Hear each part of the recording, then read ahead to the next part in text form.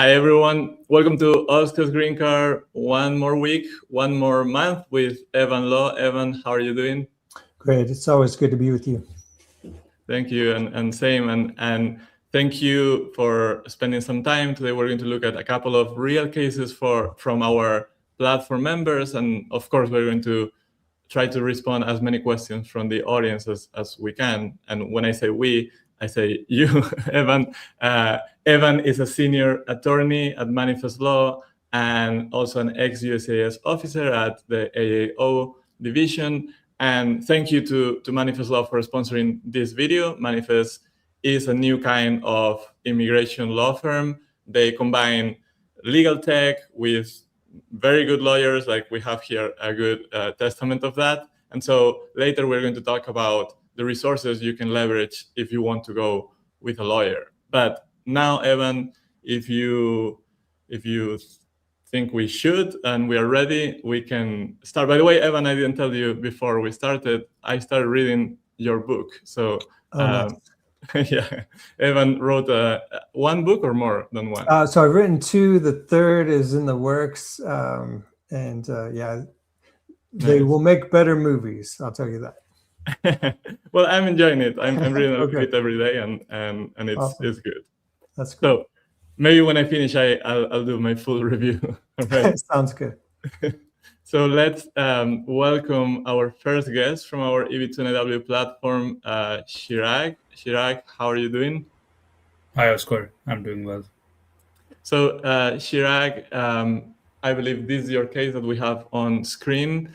And first of all, sorry for the AI-generated image of what the AI understood you do. It's probably not so accurate, but I understand you work with X-ray, you do R&D, and you plan to use that work so the US can advance in the semiconductor field, in tech competitiveness, to support that medical device field, the critical infrastructure. So there are a few things there that already stand out as having national importance. And regarding your professional achievements, you have a master's, of course, you have your publications, and maybe that's something that you want to ask about. You combine journal publications with technical notes. You also are a member of professional organizations. You have reviewed the work of others, and you have critical jobs that you have performed in your field. So tell us a little bit more if I left something behind about what you do, and you can jump into what is concerning you or what do you have questions on about your profile. Sure, Oscar. So first of all, that picture looks much more cleaner. That's all I'm going to say. So regarding regarding my proposed endeavor, this to develop highly stable, precise magnet converters. So essentially, they are required in the facility that I work at to basically energize and really focus particle, the beam which is made of like electrons and particles to do some imaging of materials. One such materials are, for example, let's say silicon, which is used in your semiconductor devices, and essentially that work is supporting is a support towards the research and development of the microelectronics, which in other words is a secondary term for semiconductor materials. And so it's of national importance because as we can see in the picture, like it aligns with the Federal Microelectronics and Chips Act. They really stress on the research and development of the microelectronics, and they are saying that it's not just the industries that need to do that. There's a whole ecosystem, because very capital intensive, knowledge intensive, and requires a lot of stakeholders to come together and work together. And CHIPS Act, there have been allocations of I think $50 billion over a period of next 5 years to support that endeavor. And of course, the semiconductors, as you know, like it's present in everyday technologies, and they're also present in defense, medical, all these important sectors, which are very important for US. They also right now we're going to a fourth industrial revolution where it's the semiconductors, the chips, which are really being fought after for competitive advantage. Yeah. So maybe you are not that worried about your prong number one. Where do you have the most worries about your case? Yes. So I think given what I've understood about recent denial rates and excess scrutiny in these cases, what I'm worried about is the prong number two. I feel that the 7 publications, which is a journal and technical notes, they may say that it's not enough, that we don't see you as well positioned, even though you have these publications, because they don't see the publications in very high reputed journals, for example. You have technical notes, that's fine. That is only with respect to your employer. And although those technical notes are public, so that's my first concern. Like, how are they going to look at my journal publications? Is that really critical? And are they going to? So let's say if my letter of recommendation say that hey, this publication has so many citations, will that help in my case? Yeah, so if I can just jump into that last part of this, one thing I would say is, officers get used to seeing publications and citations, and it's almost like they start making like snap judgments of just the number of citations and the quality of the journal, right? And so really, as I look at this, my response is to try to align what you have accomplished here with the other evidence that you're providing. So just like you suggested, some letters of recommendation, you can talk about that. If others who are supporting your petition, writing those letters, if they're aware of those publications, yeah, it would be great to have them talk about that. If you've ever given any presentations, even internally, focused on the details about those publications, that can be helpful as well. Basically, what you need to do is help the officer understand why the topics you're addressing, why the content, the substance of what you're providing is so valuable, so that it takes their mind off of the citation count and the quality of the publications. Overall, one thing I'll say about this, in comparing this to an EB-1A case, for an EB-1A extraordinary ability case, you have to show you're at the very top of the field. That's not necessary for an EB-2 NIW. You need to show you're well positioned to carry this out. And so basically, the more that your evidence demonstrates that you have the expertise and that you are well positioned to advance this, it shouldn't matter even that this is from a journal that's not as high tier as you'd like it to be, or that you have as many citations as you would like to have. But what I'm suggesting is just understand that the officers are going to go there, but let's pivot towards these other things. That's what I would suggest. Okay. Great. So more questions, Chirag. My other question is further in this prong number 2, which is members of professional organization. The membership is mostly based on your work and experience, which is quite specific, which is power converters. they don't really say that these are the requirements that you need to have master's degree and such years experience. Uh, so, given this, how should I pivot this point so that the USCIS officer gets convinced that this is this is worth noting? Sure. Well, one of the pluses that you have is that it is narrowly tailored to, your field. But is this one, though, that people can just join and pay a fee for? No. Okay. Yeah. So basically, the more that you can show, the specialized nature of the experience you need to qualify, then that would be helpful. Again, this does not go to the level of memberships required for an extraordinary ability case. And so I would suggest you include these details, any evidence, like real-time evidence that you have about what they considered in approving you for this would be helpful to submit.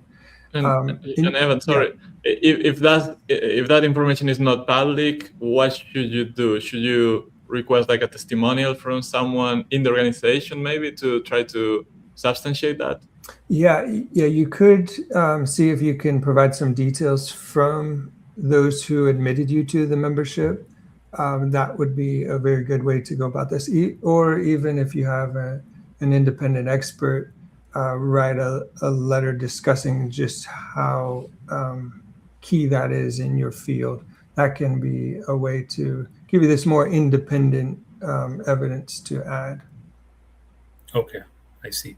Yeah, I think I have some recommendation letters talk about the membership. So, let's say now, given the amount of RFEs that are being given in expedited processing, I plan to do expedited processing for my case. Should I go all in, or should I just hold some evidence? Let's say I hold one letter of recommendation back. This is just something that I gathered by watching Oscar's videos, that I should maybe hold one letter of recommendation, or that email that we just spoke about from the person who admitted me into the organization. I do think that's a good thing to consider doing, because if you do get an RFE, the officer expects to see something, and some officers pay more attention to the RFE response than the initial filing, which can be challenging as well. So yes, if there is an aspect of overlap there, I would suggest holding some of that back and responding to it, because the RFE does buy the officers more time. And so there is that kind of practical component to it. I wouldn't be concerned if you've heard about this new policy they've put out where the USCIS can deny a case before issuing an RFE. Well, they generally always had that discretion. So I don't see things have changed all that much by announcing that. But in essence, as long as the other evidence that you're submitting is still strong and still is enough to meet those, then I think it's fine to hold some of it back. But there's one thing to also support what you are saying, which is they did change the time frame that they are giving to people. They used to give the maximum 12 weeks, I think it was, and now we are seeing RFEs with 30 days to respond. So that could go both ways. That could tell you, well, go all in and try not to get the RFE. But if you have enough letters, maybe save one, because if you only get 30 days, 30 days is nothing between you get the letter and you have to respond and all that. So if you have something already prepared, at least you have some ammunition to deploy, right? Yeah, that's an excellent point. Okay. Yeah. So I guess I don't have any other questions. Perfect. So how are you enjoying the platform? Was it useful? It's a new thing that we launched recently. I'll be honest, I haven't really. You're starting? No, I have started. I'm at a stage where it has to just compile everything together and Mhm. produce a petition. Yeah. I haven't done that. Yeah. What happened with me was uh, I had taken the membership last year when you had the The other other part. platform, and then it got switched over. Yeah. Yeah. So Well, I think you're going to save a lot of time now. You will see when you get to that step 5 and you generate the draft, you at that point you will see the difference between both. okay, yeah. So yeah, I don't Yeah. have much to add regarding the new Right. platform because I haven't really. Yeah, let me gotten know to then. this stage. I always like to hear your feedback. Okay. Sure. So, Thank you. Chirag, thank you so much for being here, and good luck in your process. Thank you, Oscar. Thank you, Evan. Yeah. Sure. Yeah. Good luck. And now, Evan, we're going to go to a few questions from our YouTube audience, and then we'll come back with our second guest of the day. Okay, so let's go Sounds there. good.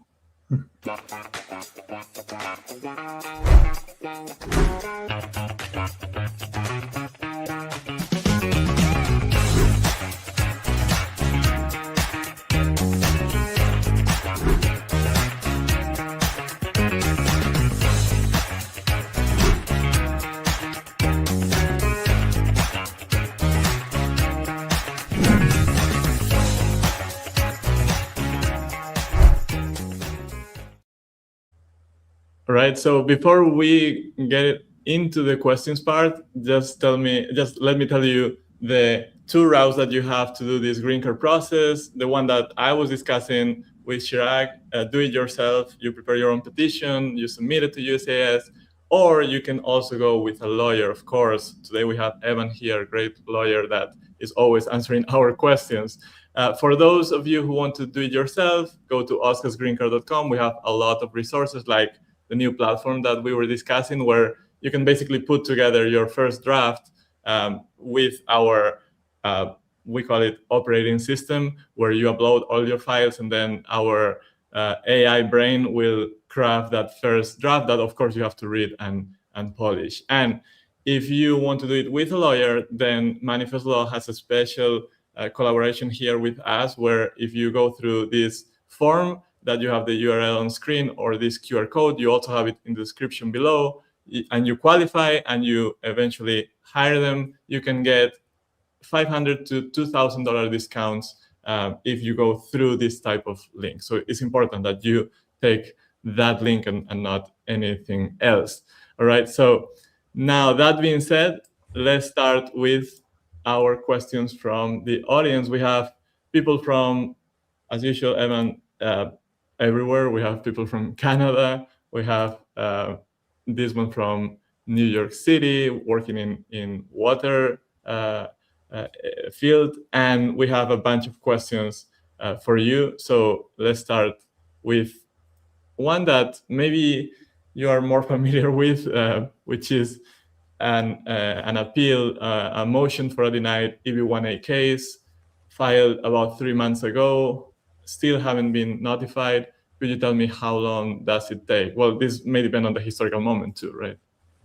Yeah, one thing I'll say about motions is this is an opportunity for the USCIS to correct an issue as well before it goes beyond that if you decide to appeal it. So it sounds like this is just a straight motion to either reconsider or motion to reopen.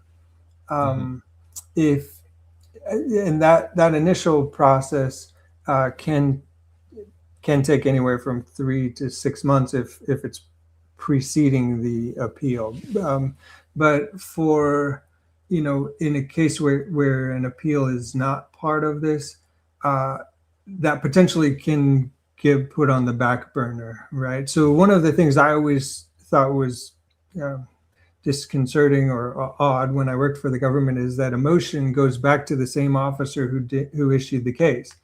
And I always tried to have an open mind to say, okay, was there something I did incorrectly in this? But I think many times officers can say, nope, I agree with how I did it the first time. Right. So it's not to discourage you in your chances. There's also some supervisory review that goes as part of this. So Yeah. Well, but statistically, I mean, the statistics say that in general, the success rate is not very high. That we can say that. Yeah. So you do have an uphill battle, but it also depends on what the errors were and what a supervisor thinks about this as well. Yeah. So of but course, as far as, yeah. No, I wouldn't say if you see like a blatant mistake or something really wrong, then maybe that's a case where you probably would go for that, right? Mm-hmm. Yeah. So, and as far as the timing, it really depends. And I wish I had a more concrete answer for you. And things are changing. We know that things are generally getting slower recently. So that applies, I think, to everything in this agency. So if you have a fiancé and you want to apply for EB-2, at what point of your planned marriage won't it make it look fishy? Do you advise getting married before starting the process or keep with your marriage plans? Well, my thought overall is just do what is in your best personal interests and let it go from there. Sometimes I think we get in the habit of looking to, are they going to be suspicious of this or that? Well, if you just do what's natural, it doesn't ever have to be suspicious of anything, right? There's no requirement that says this is for there's no differentiation between someone who's single or married. I don't your fiance is saying, well, I'll marry you if you get your EB-2 approved. Right. So I just don't think there's I mean, in general, if it's a documented relationship, it should be fine, right? I mean, I don't know, like I wouldn't, but like you said, I would personally follow the steps of my own, decisions in my personal life rather than think too much about immigration at this point. And actually, I think that can be very beneficial in an interview where if you were even asked about these things, you would say, well, we were dating for this amount of time, and we decided it was right to get married. That's a great answer. If on the other hand, it seems a little forced and you're saying, well, I thought very carefully about, I needed to do it this time after, it just complicates things. So just make it much more simple and do whatever's best in your personal life. Yeah. So here we have Latha. I think this person may be in our platform also or course. I have a role as a project reviewer for a nonprofit organization, but they are offering an honorarium for this with the option to decline it as well. Would USCIS flag this as unauthorized work for an H-1B status? Potentially, and what I would suggest in this climate that we're in is just to be very cautious. It's hard to say whether you would ultimately have an issue here, but I'll make the comparison here with the different case type, and you can decide how you want to handle this. So, for example, with an F1, who's not authorized to work, even if they decline a position like this because they don't want to have unauthorized employment, well, USCIS can say, well, this is a position that was ordinarily one that would be compensated for. And so they can hold that against the F1 student. Now, whether they take a similar viewpoint in the H-1B realm, it's harder to say, but just to err on the side of caution, you just want to be careful. Yeah.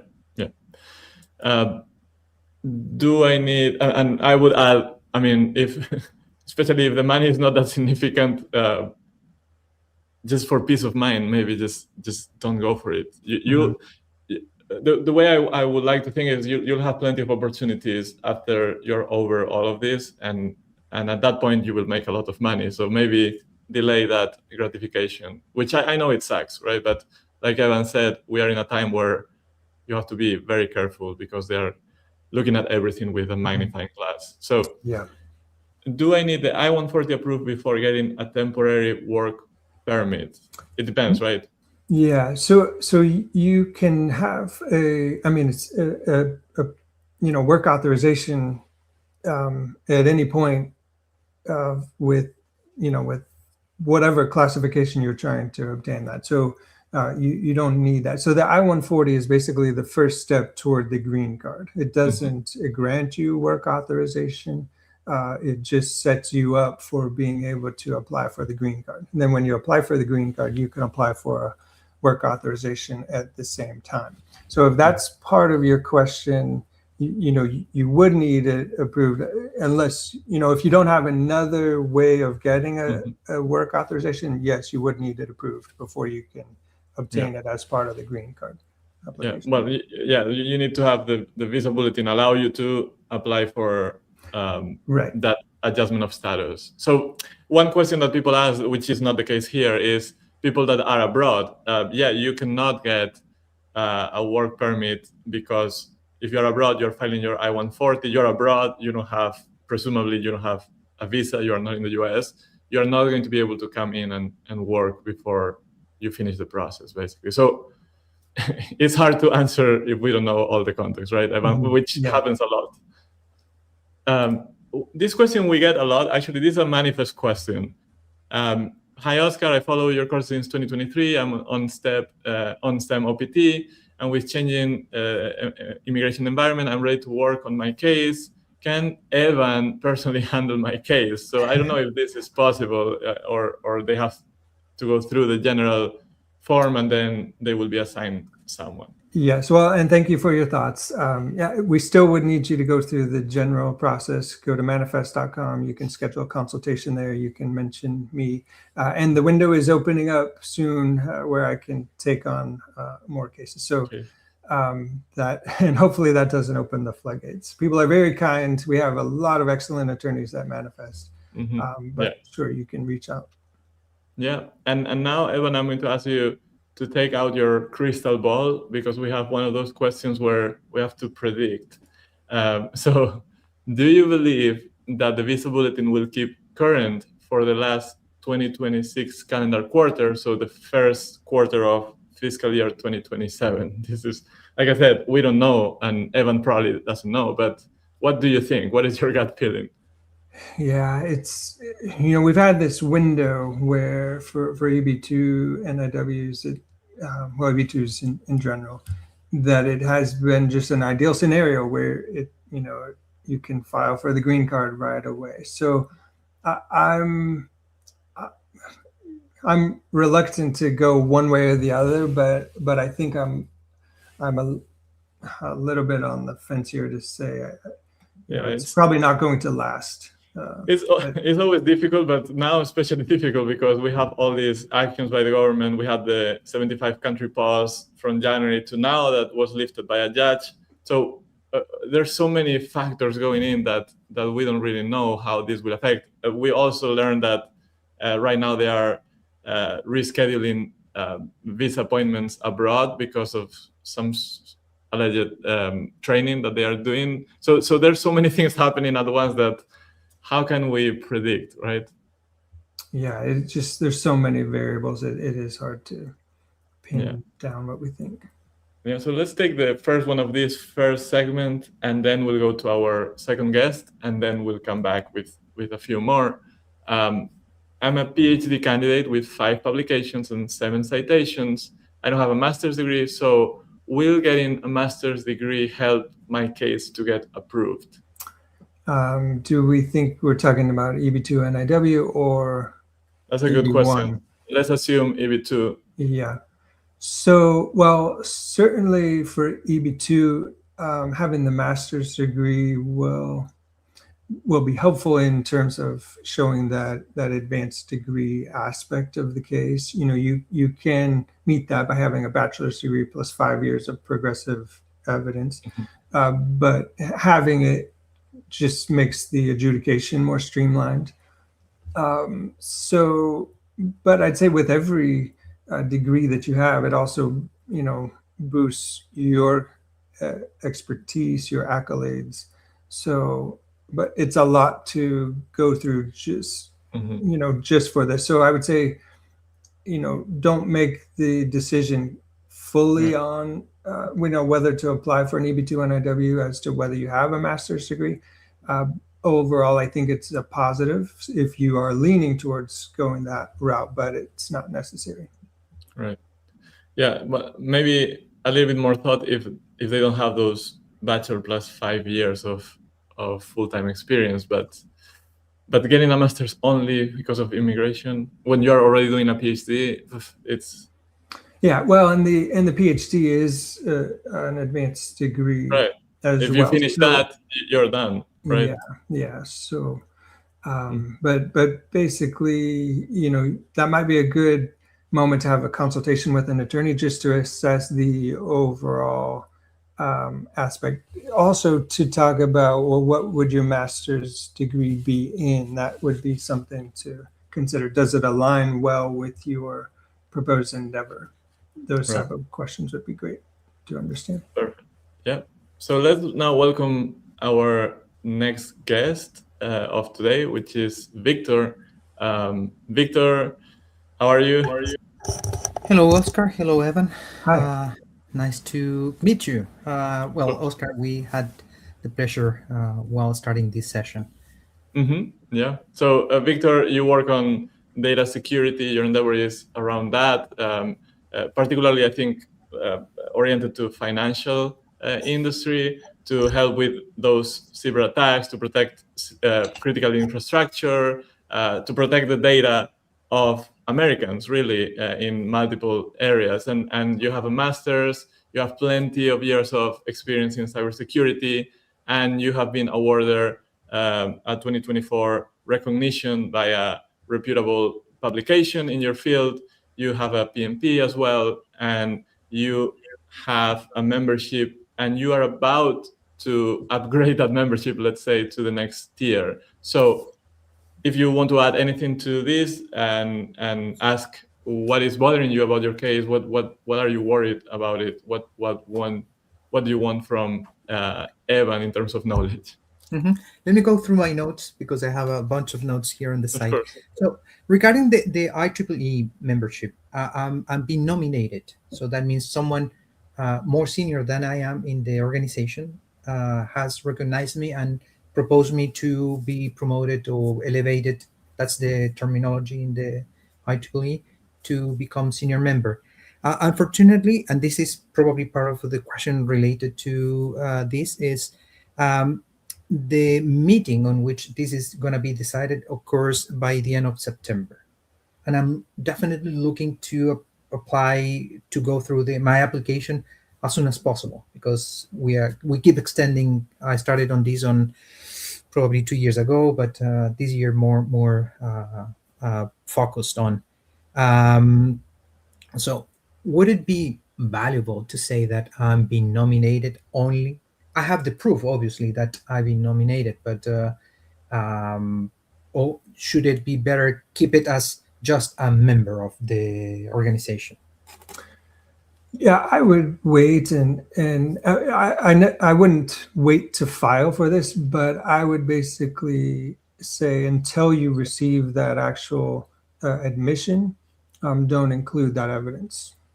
Okay. At all. So one thing to keep in mind, these officers do see IEEE senior membership quite a lot, and so potentially, this is something that you would want to include, but I don't think it's something that moves the needle so much that it's worth either waiting for it, and being nominated is not such a highly prestigious thing that the nomination alone would move the needle as well. Okay, I appreciate it. Thanks. Mm-hmm. So then follow these, and probably I'm not mentioning this anywhere, and I think it's the great value for what it is cybersecurity, is that I had been contributing to 2 other organizations that are SANS, which also another one that is super big in what it is cybersecurity, and the other is the C security. And I've been contributing these ad honorem, and I was member of the open board, and also my participation, I participated in defining some of the standards that we have been creating there. So I'm not highlighting that, but I think that's coming into the prongs as being well prepared to advance my proposed endeavor, right? It's probably not highlighted here, and it's very tiny in my documentation so far. Shall I expand that in a way that makes more Prominent. for my prongs? Yes, I would. I mean, that anytime somebody has taken a role in revising or improving the standards, yes, I would definitely include that, because this shows that you're an expert at the top of your field, and that, and basically, we need to have the officer trust that you are the best person to carry this out, and so that adds a lot of credibility to that. But what I would also say is, let that also occur naturally. If, for example, others who are writing letters of recommendation about you don't know about that, perhaps it may be best to not bring it up, but focus on, well, who is available in the people you're thinking about that does know about that, and what can they discuss about it. That allows this to be a much more natural recognition of what they are aware about.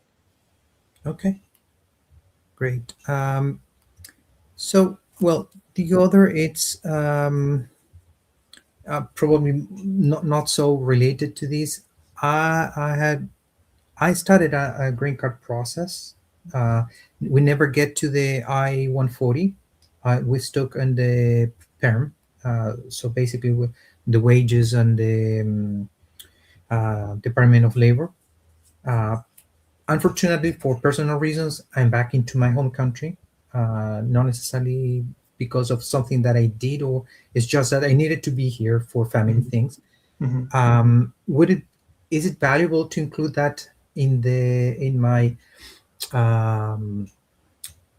story of my life, or is that something that will appear later on in the consulate, or Yeah, I would just let that go. I don't really see a reason why you need to describe that. And the other thing I'd point out is you really want to just help the officer as much as you can. They have limited time to go through all of this. Okay. And so where it sounds like none of the details really go toward showing why it's impractical for you to go through that labor certification process, which is one of the aspects we have to show for an EB-2 NIW. And I would just leave it out, since it was more focused on personal reasons. Ultimately, the stronger the officer sees your work is in the national importance, the stronger that last part is about showing why they should waive the labor certification process. The fact that they know you've started it before, it can leave something in the back of the officer's mind where they say, well, you started it before, why not just do it again? You don't want to have them thinking that. They should not be trying to assess, well, what are the other options you have? This is your option. Go all in on demonstrating this is why your work is in the national importance, why you need this, and the country needs this. Okay, get it. And finally, I have some other which are more mundane in terms of what the question is. So, looking at the proposed endeavor, this is just focused on the financial, but the same can be applied to all the other industries, because I'm talking of, would it be better to just focus in one single industry, or? Well, yeah. Opening. Sorry, I cut you off. I would say it is better to focus on one specific industry, because what you risk with an EB-2 NIW, the challenge with this is we want it to be broad, but not too broad for for the national importance. But the moment that you start veering into all cybersecurity is going to be improved by me coming into the U.S. I mean, that we would love that, but we want you to really narrow this so the officer can understand what exactly is the problem you will be addressing. This is a key one. Everyone has a concern about cybersecurity. And that may have worked in 2022 or 23, but things have changed now. Yeah, the more specific you can be, the better. Yeah. Okay. And Right. well, last one, Victor. Last one, yes, last one. Sorry, I've been. It's about now with the digital forms and applications. That's why it's probably the less impactful for myself. It's, shall I create one single PDF with all the prong status and evidence, or split it over? Because I already give it a look, and it's the form allows you to, or suggest to you to split it, but I don't know what is better for the USCIS officer. Yes. Sorry, because you're talking about filing electronically, right? Just to clarify. Yes. Yeah. Well, I understand that that's the new standard. So well, for now you can do both. Still, we know that at some point in the coming months they will move only to electronic. Right now, you have the option of both. That's right. Yeah, I would suggest that you do split them up. And actually, it requires you to. They have to be under, I think, 10 or 12 megabytes per PDF. And so, but it also does help the officer quite a bit to have it broken up by category to a degree. So, but even if that's not the case, possible, what I'd suggest is, for example, national importance. You could put national importance part 1. National importance part 2, part 3, something like that, and break them up, and then go on to well-positioned part 1, something like that. But that's basically what you'll be required to do anyway. So setting that up ahead of time really, saves a lot of headache for you. I would just look at the megabyte count as you do that. And the number of files, I don't know if there's a limitation on that too. There doesn't seem to be a limitation on the number of files. I've gone quite a lot, and so that's good. Yeah, allowed me to keep going. So I think that's the best way to go about it. So well, technically 12 megabytes, if it's just text, it can be millions of pages. But the moment you start adding images, that's when agreed. Yeah. So, Victor, thank you so much. I know you are a person that attends multiple of these live sessions, so it's a pleasure to see you in person and to talk with you. I hope this was useful, and I hope the platform has been useful to you as well. Very much. So, good luck. Let us know how it goes. All right. You will know. Yeah, best of luck. Yeah. Bye-bye. All right, so Evan, let's tackle the last ones. We have 10 minutes, so let's try to get a few of them and see if we can give some answers here. So, for example, this one says, my EB-2 NIW was approved via my former employer. I no longer work there. This is a tricky one. And I'm on F1 for a master's. If I join a similar field company, can I still adjust status? Can I start filing adjustment of status while studying? Okay, great question. And yeah, you definitely want to have a consultation with an attorney on this one, because there's this law, AC 21, that allows for porting when you have a prior approval and requirements with that. So yeah, definitely it sounds plausible that you can move forward, but you also want to have a consultation soon while the visa bulletin is showing that the dates are current. So but there's no. So the other part of this question is, so you're on F1. The other part of this question is you need to talk about what are your travel options and your travel requirements, because once you apply for adjustment of status, you won't be able to travel and then come back on your F1 status. There are things like that would be better discussed on a consult. Yeah. So this is one of those times where talk with someone and and get information really specific to your case. And this person asked something interesting also. Will you be able to withdraw your NIW petition at any point before or after the approval of your case? So you can definitely withdraw it before. I don't know why you would want to withdraw a case after you have the approval. Yeah. Certainly, I mean, if you have a compelling reason for that, you can request that it be withdrawn. To be honest, I don't know the answer to that next one. I know decisions can be revoked on the USCIS. But usually it's not the petitioner who requests that, right? If it's approved. One thing is maybe if it's not approved, they won't for some reason withdraw it, and that is possible.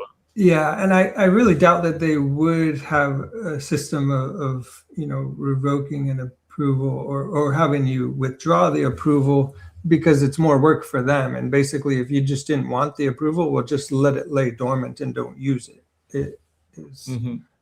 Those are my thoughts on that. Right.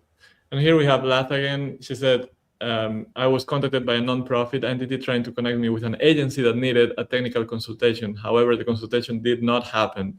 Is it okay to say that in my NIW that I was approached without actually doing the job? Yes, it shows that others recognize your expertise. And so that can be a very good piece of evidence as well.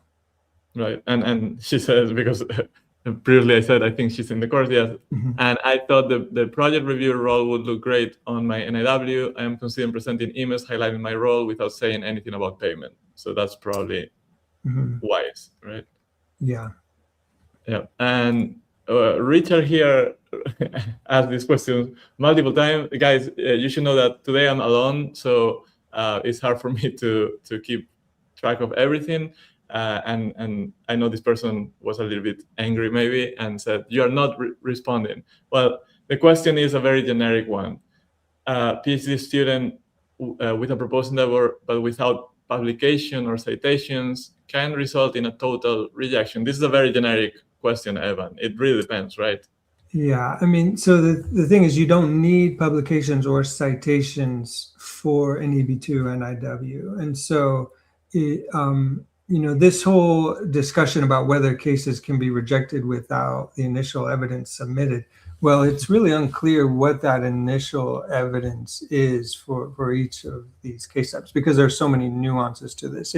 But if you, for example, if you don't provide evidence about what makes you well positioned to carry this out, that can give them grounds to reject the case or deny it initially. But just this alone, many people can just because you're a PhD student, it's still not required that you have publications and citations. There's a more focus on the proposed endeavor and why do you have the expertise to carry it out. Right. And someone asked me where they can take a quiz that we just launched a couple of days ago about if they qualified, but now I cannot find their question. I cannot put it there, but their question was, what about the quiz for EB-1A? Because the quiz we published was on EB-2 NIW. So we don't have an EB-1A quiz right now, but if you go to the EB-2 NIW quiz, actually the answers that you submit, they will, the platform will also look at your EB-1A potential, and when you finish and you get the score, it will inform you, well, we think that you may have at least 3 criteria for EB-1A. Of course, all of this is super preliminary. It's a 3-minute quiz, and so it's just your first step to understand, yeah, maybe I can proceed or not. So, and then you have to either inform yourself more or have a consultation with a lawyer, whatever path you want to take. But remember, it's a 3-minute quiz, okay? It's nice as a first step, but it's never the final answer. So here, Clau is asking, how can I tell if my project will be viewed favorably by the USCIS officer I know it needs to serve a purpose of national interest, but how do I know they will see it in a positive light? Is it uncertain? Then it gets cut and I don't have the end. Yeah, this is a question that even as attorneys, we ask ourselves this all the time. Right. Well, a lot of this will be your framing of how you put everything together. The more disorganized it is or unclear it is, you lose the officer. I guess a similar question would be, how to convince somebody a good book is for them, right? There are some books I've read and I feel like it's too slow for me, so I stop reading it. Well, if you don't have the officer's attention and their focus and their understanding of what you'd accomplish, then you that's more challenging. But ultimately, you want to put the officer in the best position possible to understand what it is you're proposing and how it is that you're well qualified to advance this. Many times that can be in a very strong introductory paragraph or two, and then build it out from there. Right. And we have a question that was a little bit more specific that maybe requires a consultation, but you tell me, Evan, with an I-140 approved, if my wife is an asylum seeker, is there a way she could adjust status within the US? She entered with a B1, B2 visa, applied for asylum before 6 months stated in her I-94 admission. Yes. So let's talk about this a few ways. So first of all, to obtain your green card, someone needs to have entered with a valid visa. So she's done that. She applied for asylum. That is going to waive any issues of having overstayed the visa. So yes, as long as you, well, it sounds like you have the I-140 approved, then she can adjust through that as well. So there are some challenges here, or potential challenges or concerns in that right now USCIS is looking at revoking some of these visas in this scenario. So continue to monitor that. Might also be a good reason to apply very soon. Yep. And we have a final question that is a question about numbers. What are the latest approval rates for EB-1A? And that's why I was now trying to open the file where I have it, because I'm not great with memory, and so I know that EB-1A has declined and EB-2 NIW has declined in the recent months, but now I'm seeing, Evan, that it's about 50% in the latest data, but we never have data that is very recent, right? We always get it like with a delay. Do you think that things are changing? What do you think? Again, a crystal ball, and also based on what you see in your everyday work. Yeah, a few thoughts I would give on this. So I agree with those numbers. It was at 60 or 66%, then moved down to 55 and around the 50% range. One thing I will say is over time, the place I put the biggest trust in having things become more measured is the federal court. The federal court comes basically as the arbiter that puts USCIS back on track when they've gone a bit off course. And so, for example, the way that happens is there are some wins in federal court. Internally, the messaging gets to the supervisors who say, hey, we're losing in federal court on these issues. They give out guidance to their officers and things like that. But it takes a while for that to smooth over. Another example I'll give is that for newly trained officers, at first, those first few months, this happened to me when I adjudicated this case type, I took a more strict view of things. And then with more experience, I started to take a more reasonable response or view of the details. So that can also help things improve over time. So I'm hopeful, but this is also a challenging time where I've been hopeful that things would become much more reasonable a long time ago. And there's still challenges. I mean, there's always a little bit of hope in all this madness that we see recently.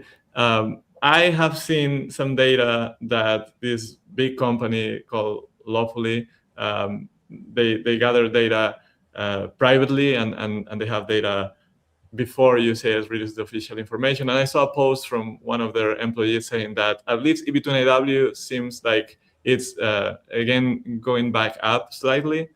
I don't know about EB-1A, and of course this is a sample size that is very, very decent, but it's never the official data. So we'll see in a couple of months, maybe when we get the new numbers, right? And yeah, agreed. And hopefully things just do begin to level off or improve.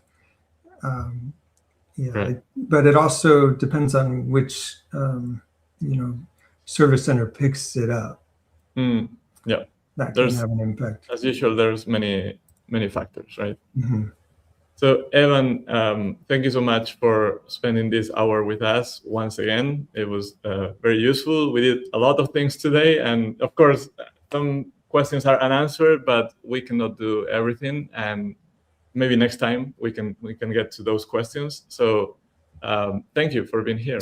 Sure. Yeah, I enjoy being here, and thanks for all of your insights.